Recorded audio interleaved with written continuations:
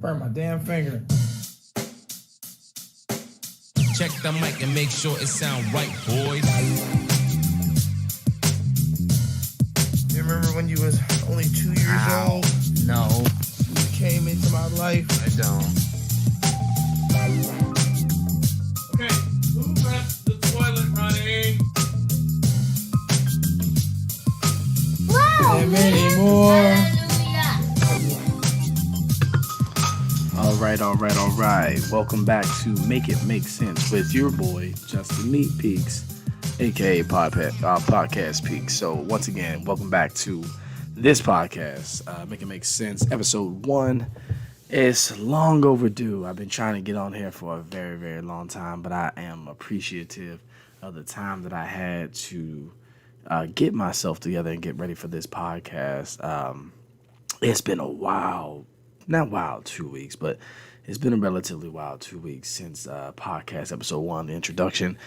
But let's get right into this episode 1 of Make It Make Sense. Today's topics, we're going to go over a couple things. First and foremost, number 1 is we're going to talk about why are we here?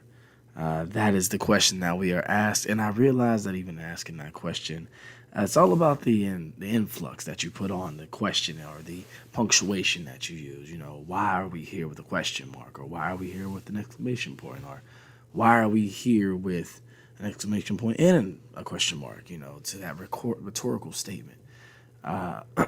So why are we here?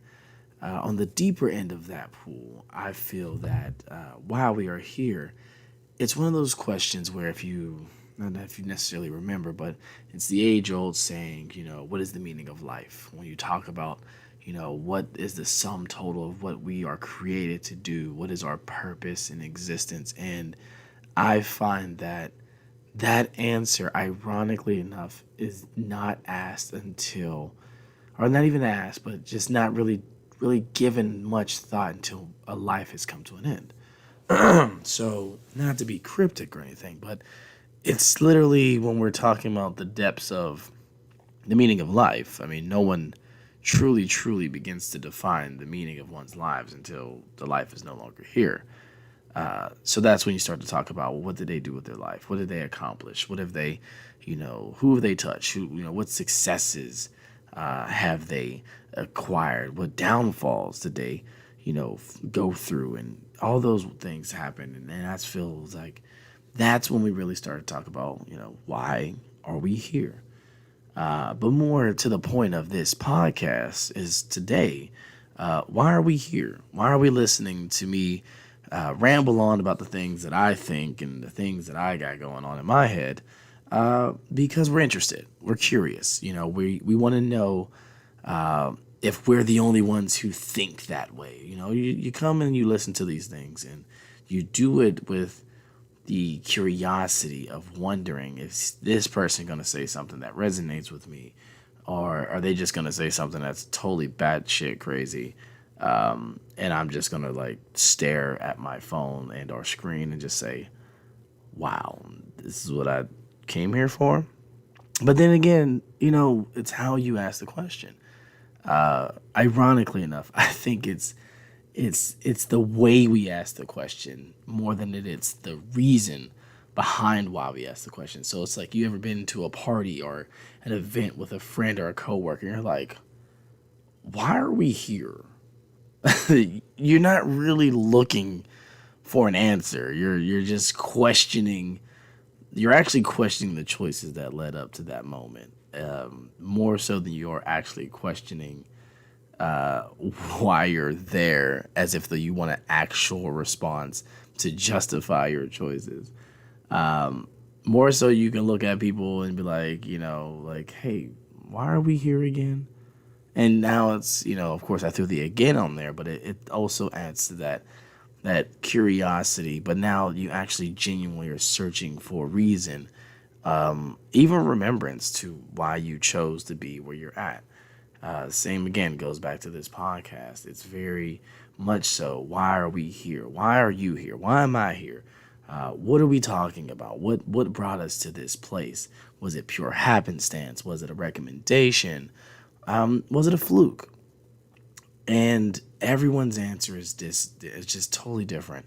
But the destination, the journey that led us to this destination is 100% subjective to how you ask the question. I know a lot of people will be here because they know me. They came because I told them, hey, you should go check out my podcast. There are people who are going to come by this by total universal powers that just move in the way that they just landed in this particular place. But you always have to ask, why are we here?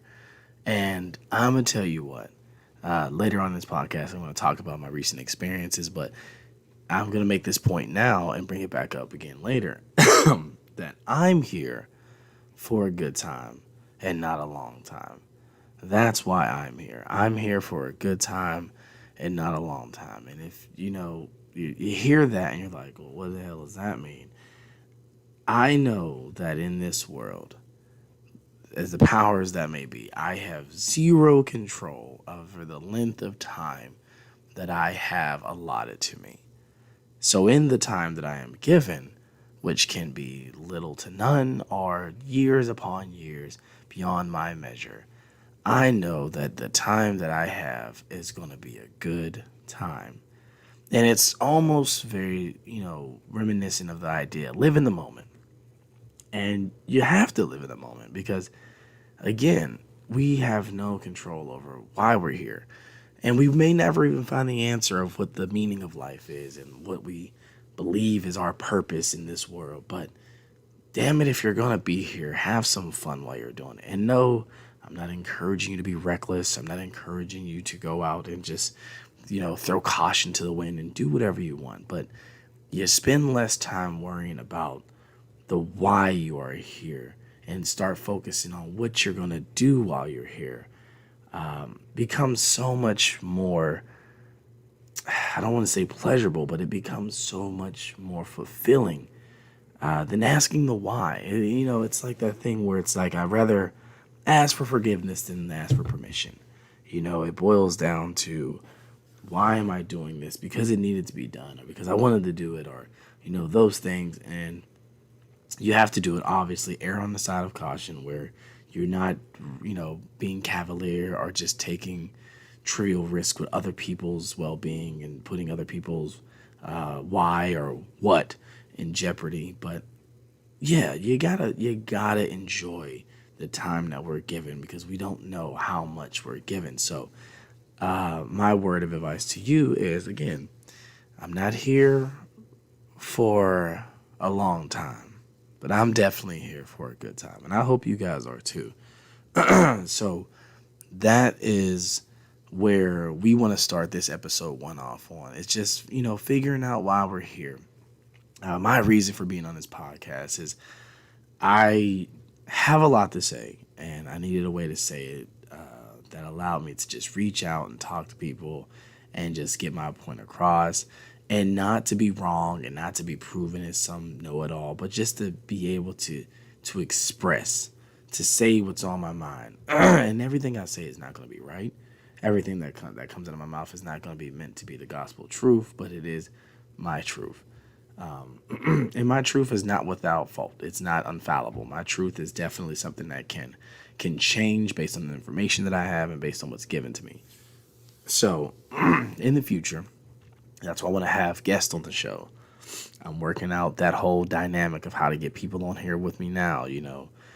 Maybe it's a live thing where people can call in. I would really love to do that. But moving forward, we want to make sure that, we understand not only the why, excuse me, a little frog in my throat, but not only the why, but also the what. Why are we here? And while we're here, what are we going to do? Because I'm being honest with you, there's been plenty of times where I find myself in a place where I'm like, why am I here? And unfortunately, due to circumstances beyond my control, I may or may not be able to leave in the time frame that I want to leave. So what am I going to do while I'm here? Because I'm already here. And though I may question the why, but now it's a matter of what. Because again, we may never ever find the why. We may never truly understand the why. And that's why they ask the question, what is the meaning of life? Because we're looking for an answer. And honestly, we may never ever find that answer. But in search of that answer, you have to do something. So the question is, what are you going to do? What are you going to do with the time that you're given? So again, today's topic starts off with, why are we here? And in the midst of you asking, why are you here? Think about, what are you going to do while you're here? So don't waste that time. So once again, you heard it here first. You're not here for a long time. So you might as well be here for a good time. So, with that being said, moving on to the next topic. Now, unfortunately, due to circumstances not necessarily outside of my control, but just time being what it is, and not having enough time, and just trying to get my life together and recover from what will be another story here shortly. This next piece, we're talking about the verses between the Lox and the Dipset. And I'm saying the Dipset when it's just Dipset, but I'm putting emphasis on the and putting it there because I feel like it's the only way that this particular verses can be placed in a form of equality where they're on the same level. At least if I put the in front of Dipset, at least they have a chance. So let's be real, people. I don't know if you guys seen it or heard it, but man, was it bad. The Lox versus Dipset. Now, I will not sit here and act like I am the hip-hop rap connoisseur, and I'm not going to sit here like I've listened to every album and I've followed every artist. But I will tell you this. As a child born in the 80s, I can promise you that I grew up listening to New York rappers, starting with Biggie Smalls and slowly moving up from Biggie to Mace, and eventually I got to hear DMX, rest in peace, and then I also got to the Lox. And this is all before I had to deal with Cam, Jules Santana, Jim Jones, like all of them, well before they came into the scene. So as an old head hip-hop listener, the Lox automatically was going to be my go-to guys. But man, oh man, when I tell you, watching the Lox, and not just listening to it, but watching the Lox versus the Dipset. I keep saying the Dipset. I can't help but say that, but literally watching the Lox go up against Dipset was embarrassing. I mean, don't even get me started. Like, legitimately, like, from the beginning to the end, it was just bad. Like, first and foremost, the DJ, I thought the DJ was going to shoot somebody. Like, I thought the DJ he was yelling at cats to get from behind them to get off the stage. Like, it was real. It was definitely a real moment. But it was so much energy in there. Like, I truly believe, and I mean, obviously, again, not being a connoisseur or a historian, hip-hop definitely started in New York. Hip-hop was born in New York because the energy that was coming from the audience and from the DJ and from the performers, you couldn't tell me rap and hip-hop didn't start in New York. Now, somebody might be listening to this and say, you're absolutely right. That's exactly where it started. And, trying to be some jackass to try to make it seem like, yeah, this cat just on here talking about nothing. He ain't really had no facts. Again, total disclaimer. I am not a hip-hop connoisseur, nor am I a hip-hop historian. I don't know all the history of hip-hop and rap, but I know where it started for me. It started for me when my brother got me the Jay-Z Feeling It single. Y'all remember singles? Yeah, I mean, it was a CD, compact disc, and it was Jay-Z's Feeling It, and it was the single, and it was like I don't know, like 5 or 6 versions of this one song on this one CD. Which again, this is like back in the day when like you could buy singles before there was the internet and we was downloading and streaming and all that stuff. We was out there buying compact discs. Anyway, so again, back to this verses. It was wild. It was wild. So I know that it was supposed to be the Lox versus Dipset, but man, it was Jadakiss versus Dipset, and it was bad. I mean, Jadakiss alone, top 5 Dead or Alive, one of the best rappers ever. Lyrically, his delivery, his punchlines were, phenomenal and on point, and no one can ever take that away from Jadakiss.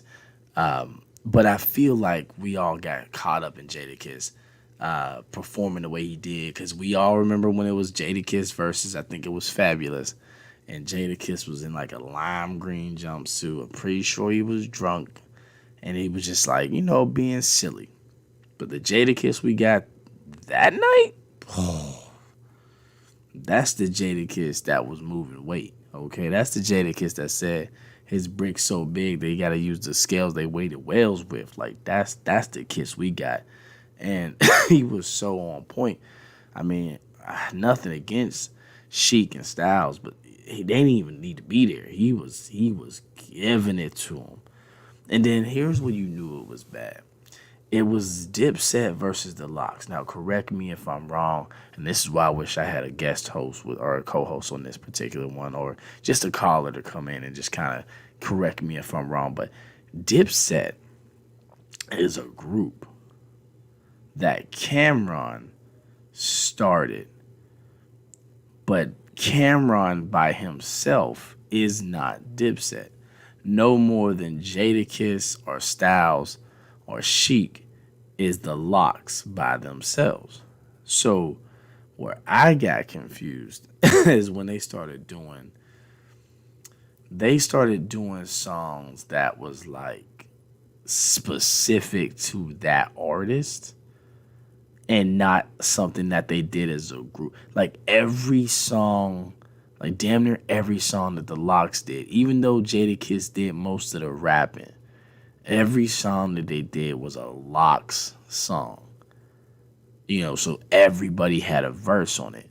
But they was doing songs like that was strictly Cam. Like they did Touch It or Not, which was Cam and Lil Wayne, and that was not a Dipset song. That was literally just Cam.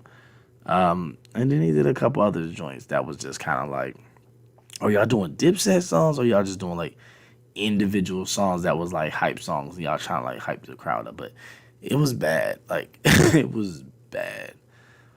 It was so bad. Jadakiss was giving them boys the blues.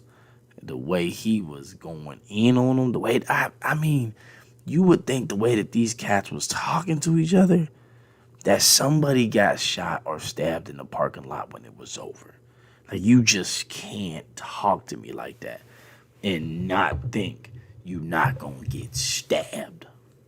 That was crazy. The disrespect on that stage. And it was crazy because the disrespect on the stage was equivalent to the respect that they had for each other, because nobody got hyped. Nobody got hyped. That was crazy. So Dipset came as much as they could to challenge the Lox, but man, oh man, hands down, Bobby Brown, that was not a good matchup. I want to know which one of you mother effers out there said that what would be a good matchup? The Lox versus Dipset. They're not even in the same catalog group as far as I'm concerned. So whichever you chump change fools out there came up with that idea, boy, I tell you, go ahead and slap yourself. Slap yourself good.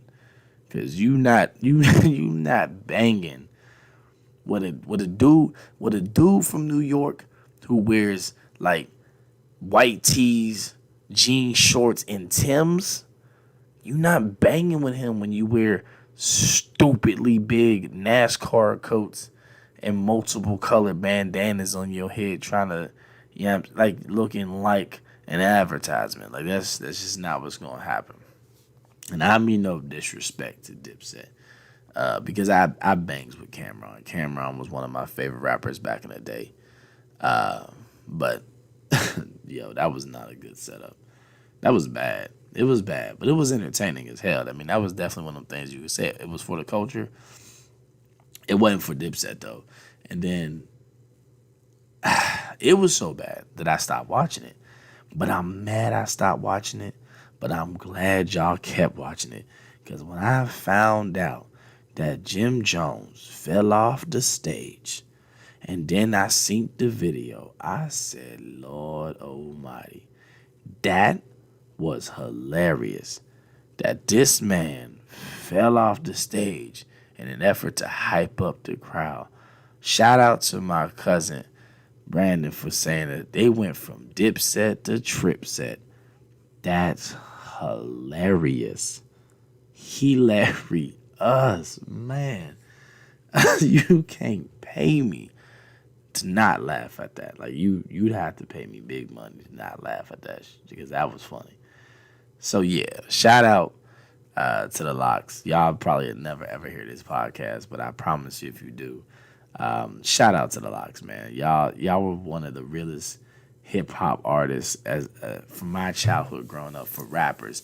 There wasn't a lot of rap groups out there at the time, you know, who was doing it like the Locks was doing it. Like there wasn't. Like, and I'm talking like, and I don't mean like collective groups of like artists, like Rough Riders is a collection of artists. You got Eve, you had Dragon, you had DMX.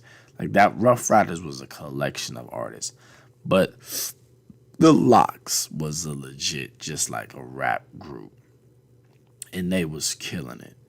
Like they was killing, like Junior Mafia was not a rap group. It was a collaboration of artists that came together. So you had like Lil Kim, you had, you know, B.I.G., you know, you had Lil C's, you had a couple of cats, you know, a couple artists come together to come as a collective, sort of like DTP with Ludacris, individual artists, but came together as a collective to make one sound. So, but the Locks was definitely a group, and they was holding it down. So, shout out to the Locks. Next time, don't go up against some cats that y'all know for a fact that y'all was not even in the same league. Like that was god awful. But better late than never. My original reaction to it was more timely, but you know, time has passed. And I will make sure that next time there's a versus, if it coincides with the podcast, I'll be quicker to get on the microphone. But to the point of what took so long to get to this particular podcast, as y'all know, I went online. I want to say it was August 1st. I think it was, August 1st, which was a Sunday. So I went online August 1st, you know, did my introductory podcast. And then that following week, by the 3rd or 4th of August, which was Wednesday, the Wednesday of that week, I hopped on a plane early in the morning with my mother, and we flew out to Boston, and we went off to Martha's Vineyard to celebrate my younger cousin's marriage. We went out there to go celebrate a wedding. Now, this is the part of the story where it kind of speaks to what took so long to get back on the mic. When I tell you, for the majority of my life, I believe Martha's Vineyard was what you would call the rich people island, the rich white people island. People like me don't go to Martha's Vineyard. We don't go to Martha's Vineyard. That's not where we belongs, okay? But when I tell you that I got to Martha's Vineyard and I realized that Martha's Vineyard is not so inaccessible. Like, it really wasn't that hard to get there. Like the accessibility of it was phenomenally underwhelming. Like I was like, oh, it didn't take much of nothing to get here. And when I got there, let me reassure you, let me be very clear. It is 100% a place that you go if you got money. Because there were boats, there were sailboats, there was yachts, there was, speedboats, all types of of large, exquisite looking houses, mansions and just beautifully designed. I wouldn't call them necessarily beach houses, but since it was an island, I'll call them beach houses. So, wonderfully designed beach houses and beautiful, architecture. But it was so easy to get to. I was so shocked on how easy it was to get to Martha's Vineyard. And, so moving forward, I went to Martha's Vineyard to be with my family and to be with my cousin and to celebrate his marriage, and to be a part of their, their beautiful moment and to share that with them. So we got to Martha's Vineyard and I was there for 6 days. And I promise y'all, I'm trying to make it make sense because 6 days in Martha's Vineyard, if I did not have 4 kids, I would not have come home. I would have stayed on the beach until I found a job, and then I'd have just been at Martha's Vineyard. It was beautiful. It was an island like no island like I've ever been on before. And not to say like it was like blue waters and all. No, it was literally the fact that the island was super small. Where we stayed at, the hip, upbeat young people town was 1.5 miles up the road. And then the more elegant, more, bourgeois town was 4 miles down the other way. So like literally all the cities and all the little towns on the island was like within literally 10 miles of each other. It was super small. Mostly everybody rode around on bikes. Other than having like your own boat or own plane that you could fly to the island, like it was real quaint. It was real cool. It was real laid back. And I want to go back. I really want to go back.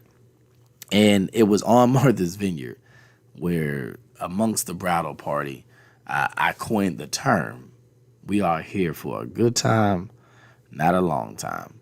Because Martha's Vineyard is not a place that you would think that you would visit regularly. So I'm not going to be here very long, so I'm going to have a good time. So I had an amazing time while I was out there. Too amazing, actually. When I got there, I was excited. I was in the wedding. I'm there to celebrate and to be with my cousin and to get, just to get this party going, family. It's like a little bit of a post-COVID get together. So we're here to kick it. We're here to have fun.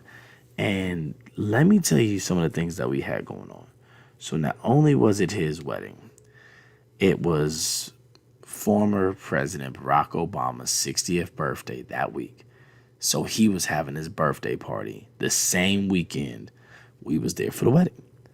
On top of that, it's the same weekend that the Black International Film Festival started. So in your mind, you're thinking, well, what does that have to do with you, Justin? What does that have to do? Let me tell you what it had to do with me. Absolutely nothing. But let me tell you what it benefited me. It benefited me the opportunity where Jay-Z and Beyonce were literally in the same place that we was in. That we I personally didn't see them with my 2 eyes. But my cousin was able to quickly yo, look, they're right in front of me. And then, I seen I seen the eldest Obama daughter. And she was not even 15 feet away from me. And not that was the highlight of the weekend, but it was just crazy to just know that I, a very modest man, was in the same place with these people who are upper echelon in, society. And we look at them as idols and, we call them celebrities, of course. And it was just so crazy to be in the same place that they've been in. They were literally in the same place I was at. And I'm like, wow, that's crazy. Like I wasn't starstruck. I was more in awe of how simple life can be, and you come across people who are walking a life that's clearly different than yours, which brings me back to the original point. Why are we here? If I would have spent all my time focusing on, the why of trying to do this or trying to figure out why do people go to Martha's Vineyard? Why do the rich people go there? If I spent all my time working, I would have never gotten there. But I got to Martha's Vineyard. I paid for my trip. I got my flight. I did my check-in. I showed up. And I definitely showed out because my little cousin, this is the first time he and I have ever really truly kicked it as adults. It's my brother from another mother. This is my cousin, but he is my brother, and this is the first time we ever really got to truly kick it as adults. Like, we've hung out at family reunions and stuff like that, but it's like the first time we really got to kick it. So I'm like, I got to show my cousin like a good time. I got to hang out with him and kick it. And unfortunately for him, he did not realize that his older cousin is a former alcoholic. Man, when I tell you, I got there Wednesday and I didn't stop drinking till Sunday, that is exactly what my life was like. I got there Wednesday, did not stop drinking until Sunday. Now, I had some time to put together a little logo and a little background image for the podcast. Just like put together some new clip art stuff together so that I have it for the podcast. And that is about as much work as I got done. That's about it. After that, I was like, bro, I'm not gonna be able to open my laptop again. I'm about to just go ahead and just get this party started. So no, we kicked it hard. And while we was there, like I said, we was there for a good time, not a long time, and we had fun.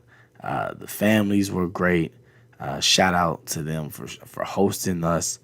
Shout out to the bridal party for holding it down. They were much fun. They were a lot of fun. Shout out to the groomsmen who got to be there and celebrate. My cousin, my brother. I gave what people are called. I'm not saying this. I didn't say that. They said it. I'm not that guy. I'm the bragging type. But I gave what was apparently one of the best, the best speeches of the evening when it was time to give the groomsmen toast. Because, ironically enough, hey, I was one of the best men. It was myself and my cousin Will, steaming beaming. He and I shared the responsibility of best man. And, I got to give my speech and everything like that I have been working on. And it was great. It was a great time. It was a fun time. And I partied so hard that by the time it was time to go, I was in recovery mode. But then what happened is, look, my mom and I was trying to travel back. The first flight got postponed, like it got pushed back, and the second flight got pushed back. I didn't get home till dang near 3 o'clock and 3:30 in the morning. I had to be at work like 3 hours later. I had to get up and go to work. And this is like actually within this, I shook my table a little bit. But that's actually within this past week. So I came back. I went straight to work. I came back Monday/Tuesday morning. I went to work Tuesday, Wednesday, Thursday, Friday. Tried to recover the best I could Saturday and Sunday, but I had my kids.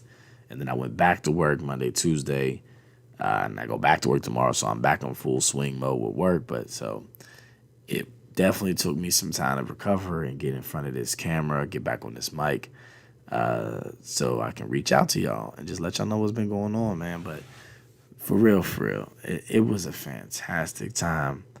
And had I been able to, contain myself and focus on the bigger picture, which would have been to record my podcast, I would have recorded live from Martha's Vineyard. But I was having so much fun making memories and just being a part of the celebration that took place there. So, if you hear this and you ain't never been to Martha's Vineyard, I'm going to tell you right now, it's a lot easier than you think to get there. It's so much easier to get there than you think. And you should go. You should go. And that's why we're here.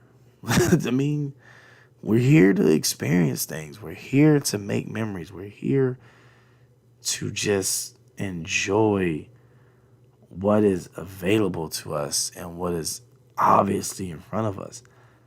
We can't spend too much time focusing on the why, because the why requires you to look back. The why requires you to turn around and look back at what you've done, what you've been through, and that is going to keep you from seeing the what, which is the now, which is the thing that you can be doing at this moment, because you don't have win. You don't have a win. You can't wait to win to start doing things. So rather than worry about the why, focus on the what. Why are we here? To figure out what we're going to do. That's what it is. And like I said, on the deeper end of that pool, most people don't start to look at the life that you've lived or what you've accomplished until you are gone. So if that's the only time that we start to talk about why, what is the meaning of life? Why are we here? Why? Then damn it, you better give them a good story to tell. So what are you going to do? What are you going to do now so that when the question why finally comes, they got something to say? So that's my little piece today. I want to thank y'all once again for listening to me, Justin Meat Peaks here on Make It Make Sense, the podcast where we talk about anything, everything that's on my mind and that's on your mind. We ain't here to get it right. We just here to do right. Nah, you know what? We here to do right and get it right. We gonna do both. We ain't gonna do one other. We gonna do it all. We gonna get it right because we ain't gonna stop. We gonna keep on doing it, and that's the what. So again, thank you for listening to this podcast. Make it make sense with your boy Podcast Peaks, and we're gonna try to do this, if not every week, every 2 weeks. I'm gonna be back as quick as possible. I'm going back to work, so I work in education, so. First week of school is always fun. So let's see what I have to talk about with the week is over or by the end of next week. But I will be back shortly. But this is episode 1 of Make It Make Sense, where we talked about the why, we talked about the verses, and you got to try to visit Martha's Vineyard. So in the meantime or between time, people, remember, you're not here for a long time, so you might as well be here for a good time. And I'm out. Peace.